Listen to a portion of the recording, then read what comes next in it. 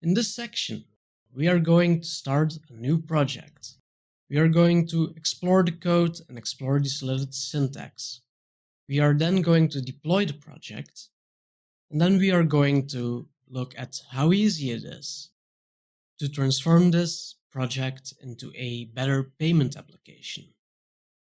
Then we are going to look at some specifics on bug fixing and debugging smart contracts and blockchain applications. Okay, so let's get started.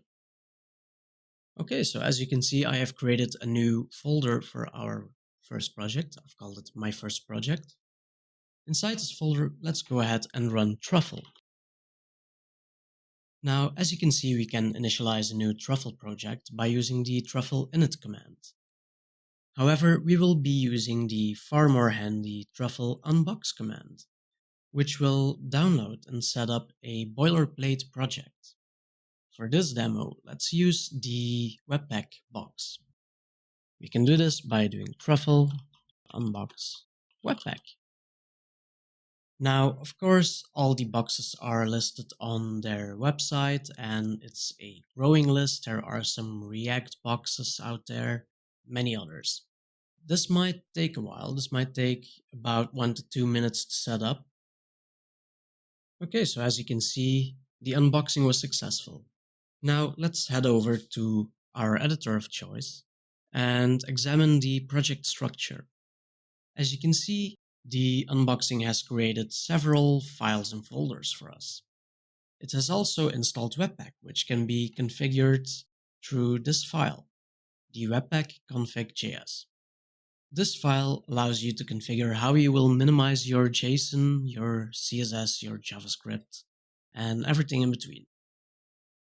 There's also a Truffle.js, which is used to define our networks. It comes predefined with a development network that defaults to a local host on port 7545. It has also created an app folder, which contains our main project. As you can see, there's an index.html, some simple CSS, and some JavaScript which imports our smart contracts, which we will have a look at right now. First, we will see in the contracts folder, we will see convertlib.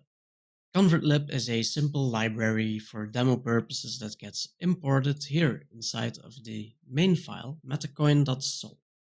Now, as you can see from the file extension, the language used here is Solidity, which is kind of a dialect of JavaScript developed for Ethereum.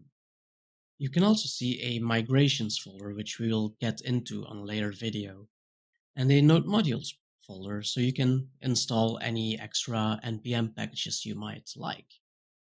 And then there's a test folder, which has some tests written for us. Okay, that was it.